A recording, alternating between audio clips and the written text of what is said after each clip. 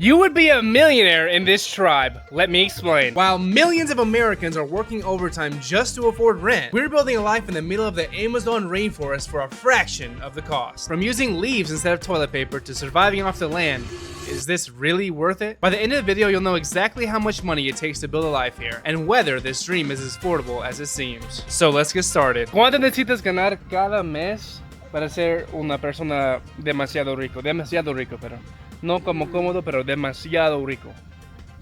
1500, creo. Pero si te sabes ahorrar el dinero. I guess 5K is like considered ultra rich. ¿Quieres venir y decir hola? Hola. This is Maria's older sister. ¿Cuántos años tienes? 28. 28. So she's 28 years old. No. No? ¿Cuántos? 24. 24. So everyone thinks that they look identical like twins, which honestly they kind of do. ¿Cuánto necesita ganar un hombre para ser un hombre demasiado rico aquí cada mes? 1000. Estoy diciendo demasiado rico. 1500. 1500 por ahí. So $1,500. So apparently here, $1,500 is like, I guess, super rich, but like a little bit further into less indigenous tribe, maybe, you know, $5,000 is like your ultra like you're him, tap in kind of thing. ¿Cuánto cuesta para hacer todo este casita, la cocina? No cuesta nada. Nada. $0. Nada. Porque solo cuesta como unos 30. $30. Comprar los cables, la piolita y los alambres. De ahí la paja se teje en la finca de nosotros, tenemos paja, y la quincha es del bambú que tenemos allá. No cuesta nada. Apparently to make your own kitchen here, it costs less than $30 to make this entire thing. You have to have the land for it, but of course the indigenous people have had these lands for, I guess, literally since the beginning of forever, right? Which I think you're going to be surprised how ridiculous it is to live here. Esta es la razón por qué en la Amazonía no se gasta mucho. That's literally why you don't spend any money on food. So here's the thing, it's rice, chicken, and vegetables is mainly the 99% of the things that they eat here. That covers like the protein aspect, but I've seen even though they have like a little bit of rice fields here, they do buy bags of rice, but the vegetables, they have that huge farm way over there, which I'm putting voiceover clips of it right now. And really, apart from the kitchen, they only have a house here made out of wood, some wooden planks and like the metal roofing. So I'm gonna ask them, how much did that cost entirely to build? And one huge thing here is they don't pay anyone to like build it for them as well. They just have their family build it because everyone down here apparently just knows how to build houses. ¿Tu casa ya cuánto cuesta para construirle? 300. Si hacemos una mansión aquí en tu casa, ¿qué van a pensar los otros indígenas? Bueno, como le dicen a mi esposo que tiene mucho dinero vendiendo, van a pensar eso, obviamente. Here they think that if you have a lot of money, you're basically like a narco guy, or you're like a, you know, so like I don't even know if I can say that on YouTube, but I am not. We're just a couple who likes to make YouTube videos. Another thing, what do we need to buy and what can we find in the jungle? And remember, by the end of this video, I'll tell you exactly how much you need to move down here and live here for the rest of your entire life. ¿Qué puedes encontrar en la selva y qué necesitas comprar en la tienda? Tenemos yuca, papachina. Aquí en la selva no se muere de hambre, pero si sabes trabajar. Por mi parte compro queso, aceite y sal. Y arroz, por si acaso. Pero aquí hay todo, la verdad. ¿Qué gastamos nuestro dinero en? En taxis. Oh my god, yes! Yes! Sí. I totally forgot to mention that. If you don't... Sí, tú explica. Porque, bueno, prácticamente no tenemos carro. Por eso gastamos más donde yo vivo. De la otra finca para venir aquí en esta finca vale 15 la carrera. Ida y vuelta 30.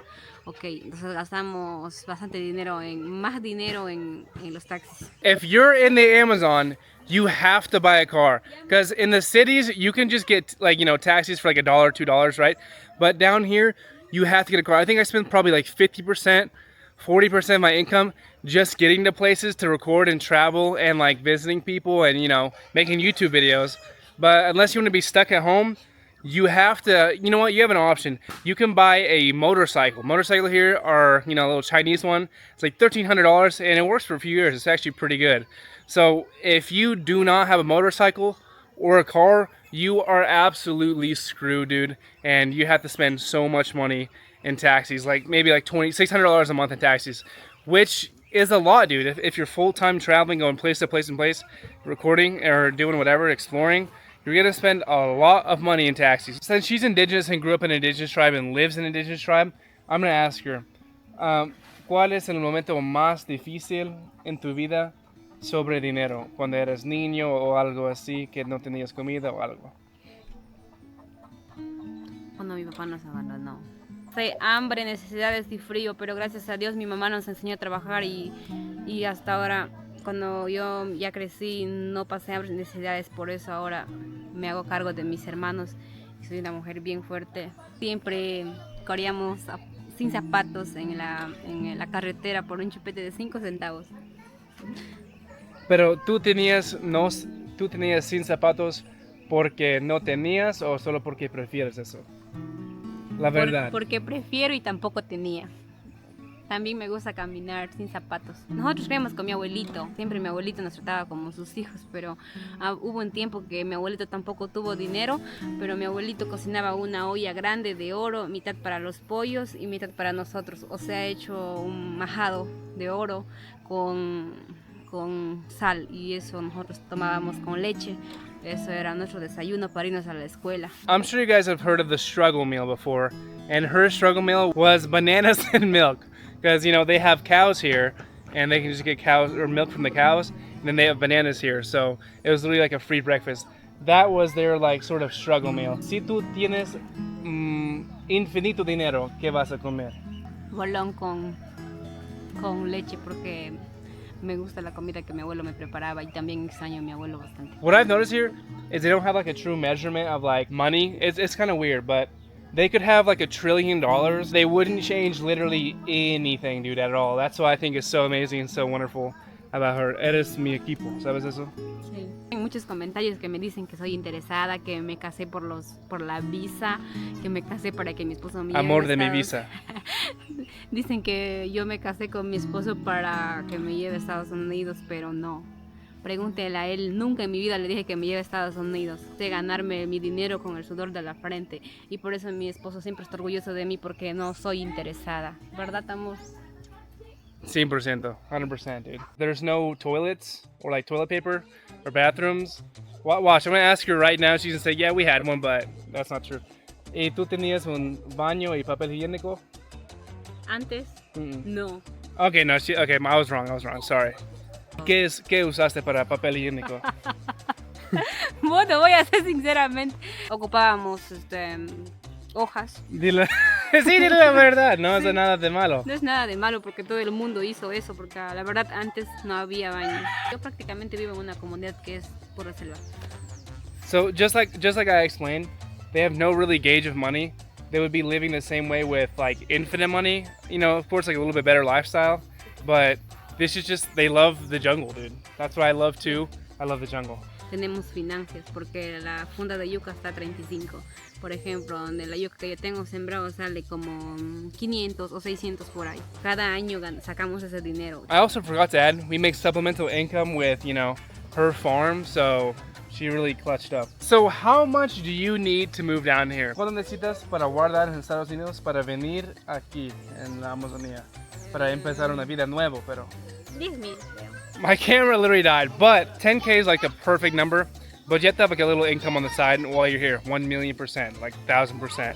Otherwise, you're just like, you know, you're gonna go home eventually. So let me know, guys, if this was a good trade-off. Here is our little baby peccary. Look how cute he is. And then this is my view right here. Let me show you. Hold on one sec. This is the view you have every single day. Let me show you. And of course, our pig's coming with us, obviously. This is the view you have every single day of your life. Look at this. Mountains over there, mountains over here, no air pollution, no nothing pollution, pure jungle. So let me know, is this the good trade-off? And of course, the best trade-off you have is you have an indigenous baddie willing to have 10 kids with you. 10 hijos conmigo, ¿no es cierto? Mínimo. Minimum. Let me know, is this trade-off the best trade-off in the entire world or what, dude? And would you guys live this style? It's not for everyone, but it's for me, 100%. If you want to subscribe. Dile subscribe. Subscribe. So please subscribe. It helps us out so much. Puts food on the family's dinner table. We just love making YouTube videos. Love you guys so much. And watch the next video. We're going to do an update on our baby. Love you guys. I love you.